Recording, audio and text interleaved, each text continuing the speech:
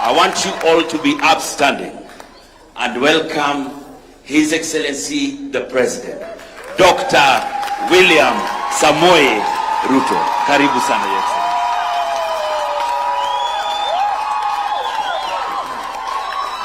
Asanteni sana. Tafadhali mnaweza keti chini. Asanteni sana.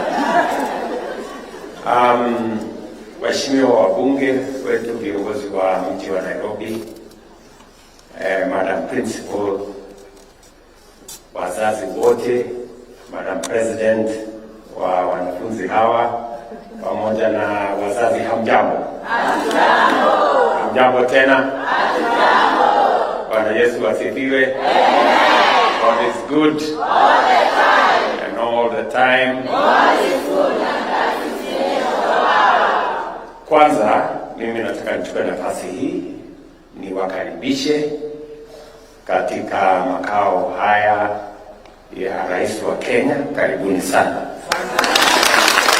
Na karibuni tena, Mungu akipenda, wakati mwingine mkipata nafasi, karibuni tena.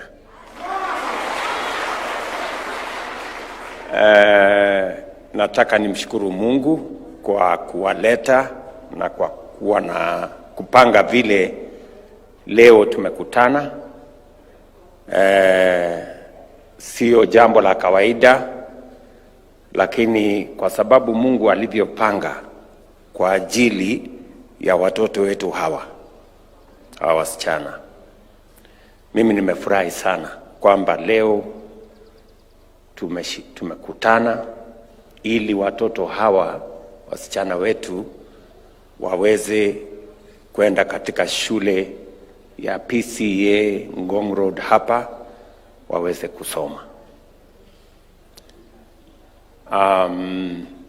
Mnaelewa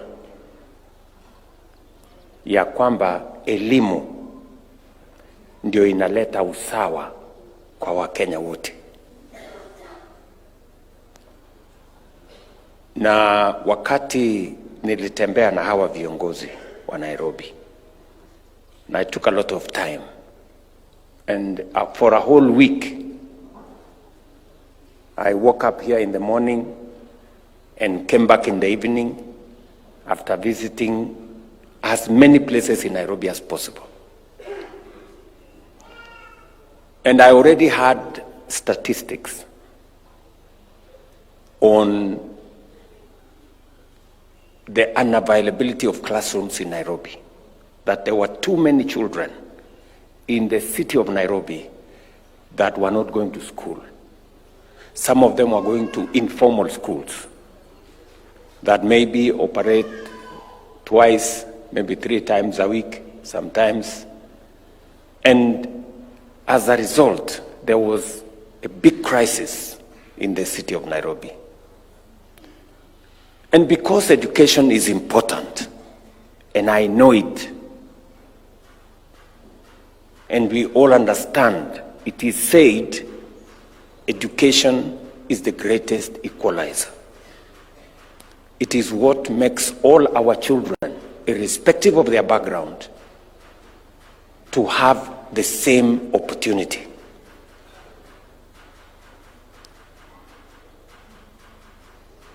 Elimu ndio inatuletea usawa kati ya mtoto wa tajiri na mtoto wa maskini. Wakipata elimu, wote wanapata nafasi sawa ya kusonga hapo mbele na maisha yao. And so, as government, as parents, as leaders, we must go out of our way to make sure that every child in Kenya has an opportunity, and a good one, to learn. And that is the reason my first assignment as president was to straighten matters education in Kenya. I appointed the first task force because there were big complaints about CBC, teacher shortages, problems with our education system transition from primary to secondary, secondary to higher learning. And they took time, almost 8 months, to figure out. Many people, stakeholders, professors, education managers, many people joined in. Churches, religious organizations of different types. And finally, we got a plan, and I'm very proud that we have implemented that plan, and education is changing in Kenya. We have hired more teachers.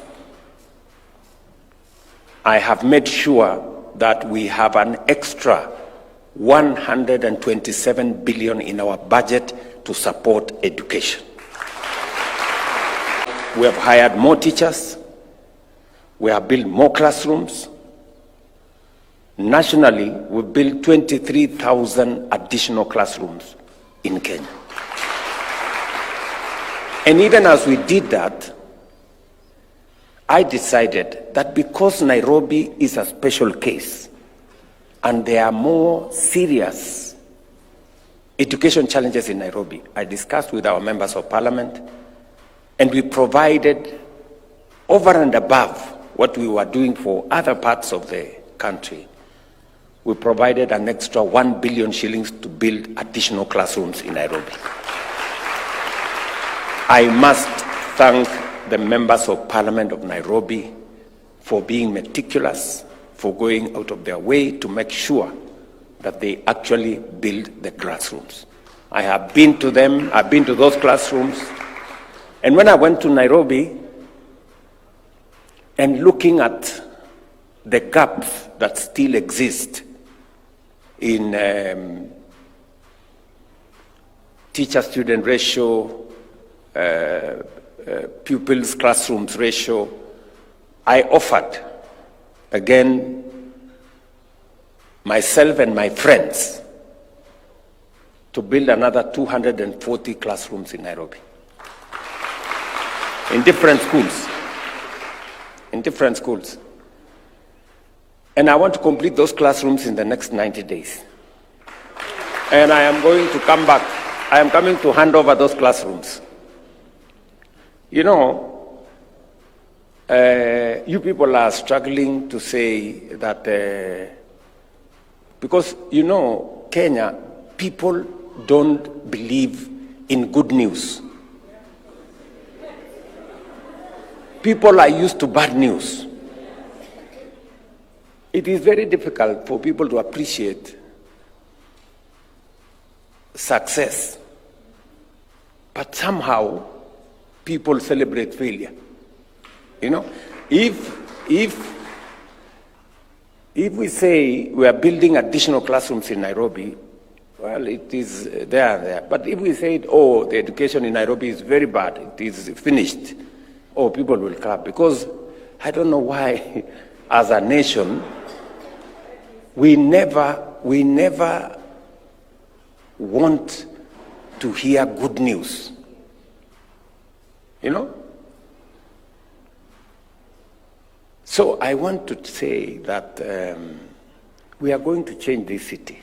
This city is the face of Kenya, is the capital city of our republic, and as we do things for Kenya, we must also do things for Nairobi. So just to give you my assurance, I'm going to work with these members of parliament to make sure that the children in the city of Nairobi get as good an opportunity to learn as the children in all the other parts of Kenya. And so we're going to be doing more in education. We're going to be doing more in increasing the number of classrooms. We're going to be doing more in hiring teachers until we give a fair chance to every child in Kenya to be their best, irrespective of the financial status of their parents.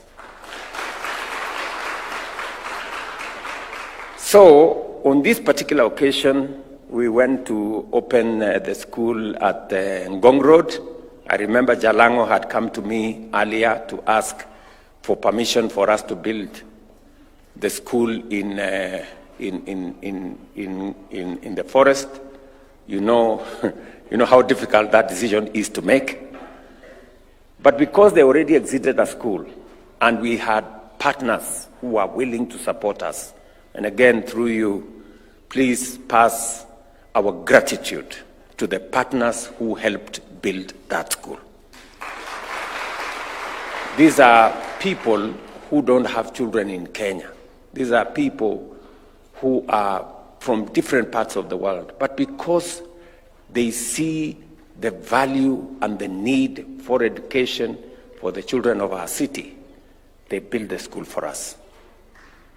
So when I went to open the school, a beautiful school, I will tell you, beautiful school with good facilities. So in my discussion with the management of the school, I asked them what the challenges were. And they told me a couple of them. They told me about teachers. They told me that they had only 60, students? They had only 60 students in a school that has facilities for 600 students. And some of it was because of many factors. So because I was there, then I decided let's see how we can work together to sort out some of the problems in the challenges they faced. So as I committed myself that we're going to take on board the teachers who are teaching in that school, so that to ease the burden on the management of the school, I also offered that I was going to sponsor students to come to this school because it is a very good facility. And I asked my friends, the members of Parliament of Nairobi, those who accompanied me that time, that we identify students from every constituency so that they can come. And I was very clear. I asked the Ministry of Education that this must be students from needy homes so that I can pay their fees. And I was very clear that this must be the case. Let us give a chance to some of the children who possibly could have difficulties in making sure that they go through education. So I'm very happy this morning that the Ministry of Education has undertaken that exercise. Karibu team. Ministry of Education has undertaken that exercise of identification of students in consultation with our members of Parliament. Now we have, initially, we had 165, but even the members of Parliament who did not want to come with me to Nairobi and who did not believe in my cause, somehow they have brought children from their constituencies. And because we can have different viewpoints in matters politics, but when it comes to our kids, our children, we must give every child who deserves the opportunity to learn. So hata hawa wazazi wengine na wanafunzi wengine ambao wameletwa na marafiki zangu hawa wengine, karibuni. I am going to treat all these kids equally.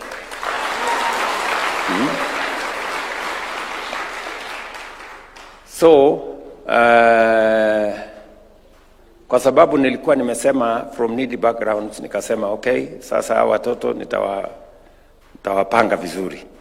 Wakuwe na uniform, wakuwe na maneno hiyo yote, na pia tuwalipie karo. So, to the parents, I know many of you have children, mko na watoto wengine. Sasa hawa wasichana ambao wamefika hapa, for the next 4 years they will be my children. Yeah, asante. Asanteni sana.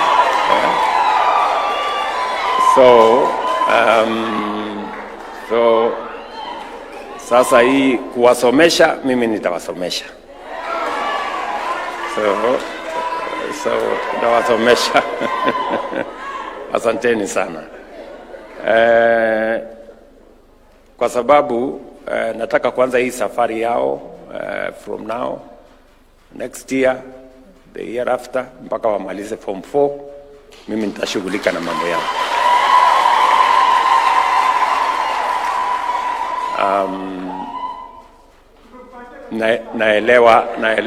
Naelewa ya kwamba sio hawa peke yao ndio hawa wako na mahitaji. Kuna wengine wengi, lakini ndio sababu tumeweka basari kwa mambo ya CDF, na vile vile tumekubaliana national government na county government tutakuwa na framework ili hata county governments pia wapatiane basari, ndio watoto wengi wapate nafasi ya kusoma. So I have given instructions to the Ministry of Education to work with the Council of Governors, do the framework that is required by law, so that we can facilitate scholarships from both the national government and the county government, because these scholarships benefit the children of Kenya. So tutaendelea namna hiyo na tutashirikiana pamoja. Kuna scholarship zile zingine zote zitaendelea, lakini hawa wanafunzi sio scholarship ile ingine mimi ndio nitawalipia. These are my. Na tutashirikiana na watu wa Nairobi katika masomo ya watoto wetu na watu wote wa taifa letu la Kenya. Tuko na mambo mengine mengi ambayo tunashirikiana na Nairobi hii. Tumekubaliana mambo ya barabara. We don't want this city to look like it is not the capital city of Kenya. Tumekubaliana na mambo na barabara. We sat down with the county of Nairobi and we have agreed on which roads to work on. We have also agreed to clean the rivers in Nairobi. We are going to be spending close to 50 billion shillings to do new sewage systems, clean the Nairobi River, and build additional affordable and social housing in the city of Nairobi. Kwa sasa tunaendelea na mambo haya ya social and affordable housing katika Nairobi yetu. Kuna wale hawaamini ya kwamba inaendelea. Hata wakiona mjengo they can see the building, but they don't want to believe that it exists because they are not used to good news. But tutawaombea Mungu afungue macho yao. Na mwezi huu wa 5 sasa tumekamilisha, kuna manyumba tumekamilisha ya social housing, ya affordable housing. We will start the process of giving them out, and from now onwards every month tutakuwa tunapatiana nyumba za affordable housing, so that we can remove Kenyans from living in conditions of squalor, in conditions that are not good even for their health. So tutashirikiana namna hiyo. Na mimi nataka niwaeleze ya kwamba hii Kenya tutaibadilisha.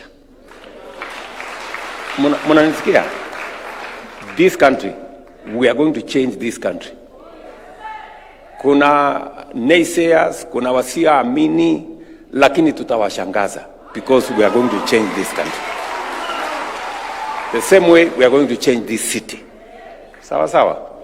So msikuwe na wasiwasi, naona pesa zingine mko na wasiwasi sijui nini. All these people here watakuwa na kigugumizi hivi karibuni. Mnanielewa? Because we are going to change this country because it is possible. Na Mungu atatujalia so that we, in a very practical, systematic way, move our country from one step to the next until we get our country in the right direction. So, asanteni sana. Mimi nikipata nafasi nitatembea tena pale Ngong Road. Tawatembelea hawa wasichana niende nione wakishaanza kusoma. Alafu pia yale mambo mengine tulikubaliana na watu wa Nairobi, when we finish them in the next 3-4 months tutarudi tena ndio tuone vile mambo yanavyokwenda. Specifically, when I went around Nairobi, there is one place that really touched my heart. One place. The whole place was quite something, but there's a place called Mabatini in Mathare.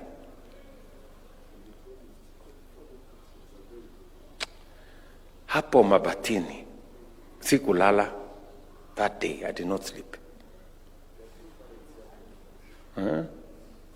Naambiwa kuna wazazi hapa kutoka Mabatini. Oh, those people there. So, hiyo mahali yenu hapo nitawajengea shule. Nitawajengea shule. I have already committed that I will build 24 classrooms to begin with.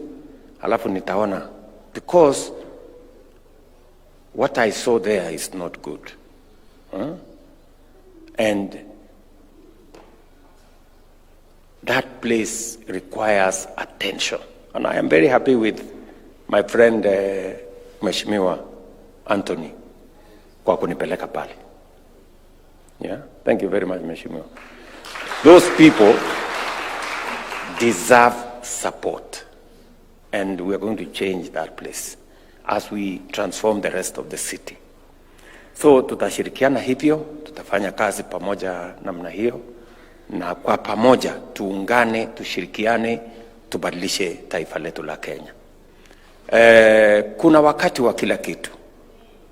Leo Mungu ametujalia tunafanya kazi kwa pamoja, kwa broad based government ya kuunganisha Wakenya wote, ili tuweze kutimiza malengo ya taifa letu ya maendeleo na kubadilisha nchi. Kuna wakati kutakuja mambo ya uchaguzi, tutaenda kwa uchaguzi.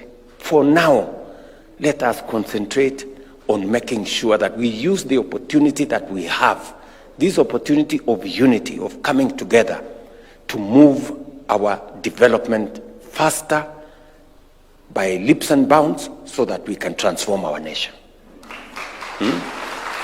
And that is my commitment to all of you. So, kwa sababu niko na shughuli ingine ya Labor Day, mimi nataka niseme niwashukuru sana. Pongezi wasichana wangu kwa kupata hii nafasi ya kusoma pale Ngong Girls. Wazazi wenu watawaombea ili tuweze muweze kufaulu katika maisha yenu. And I'm very proud to have more daughters. I have already 4 daughters in my home. So now I have another 210. So ini mzuri sana. So tutashirikiana namna hiyo na watakia heri. So to all of us, I want to say thank you very much. To the parents, I wish you well.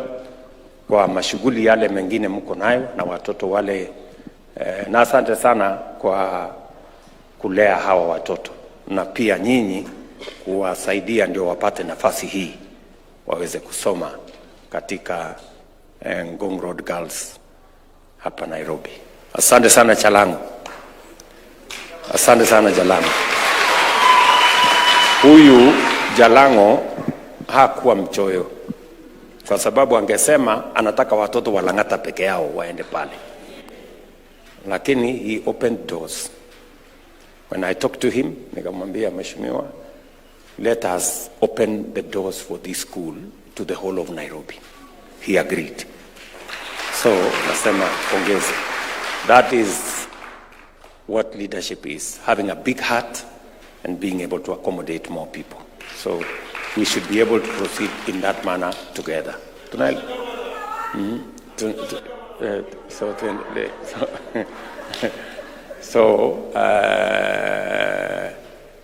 Nataka niwashukuru sana. Tutaendelea kushirikiana na hawa viongozi kwa maneno ya Nairobi, so that we can accelerate the commitments we made for the transformation of our city. So mkiondoka leo nawatakia heri. Yeah? Sawa sawa. So that we can conclude, nataka tusimame tuombe. Niwaombe hawa watoto. So tufunge macho tuombe. Our Heavenly Father, we want to thank you for this meeting. Thank you for bringing these girls and their parents to State House. Father, we want to thank you for the opportunity that these girls have to learn in Ngong Road Girls. We commit these children, our daughters, to your good hands as they go to Ngong Road. We pray over their lives that, God, you will protect them, that you will keep them safe, and give them the opportunity to learn. Assist their parents, assist their teachers so that they can give them the guidance necessary. We pray over their lives that, Heavenly Father, you will grant them success, that as they learn, you will open their minds so that they can acquire knowledge, and Heavenly Father, you can make them successful. We pray over the children of Kenya, in our schools, in our colleges, in our universities. We know, Heavenly Father, that they go through challenges, different challenges. We pray for their protection against drugs, substance abuse, and bad influence. We pray for our children because this is the future of our nation. Pray for our education and all the people involved in teaching, in managing our education sector. Help us, Heavenly Father, that we can do justice to our children, that we can do the best for them.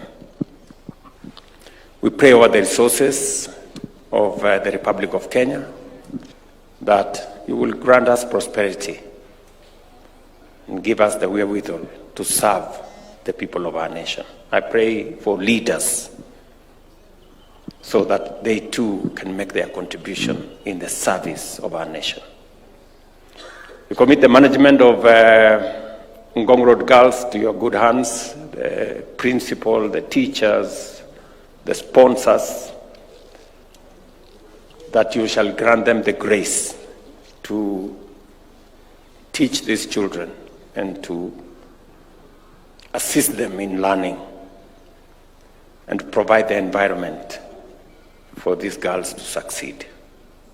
We pray over Kenya that, Heavenly Father, you will protect our nation, you will give us peace, you will give us stability, and all the plans that we have laid out, that, Heavenly Father, you will grant us the favor for these plans to succeed, for the prosperity and the transformation of our nation. In Jesus' name we pray. Amen. Asanteni sana.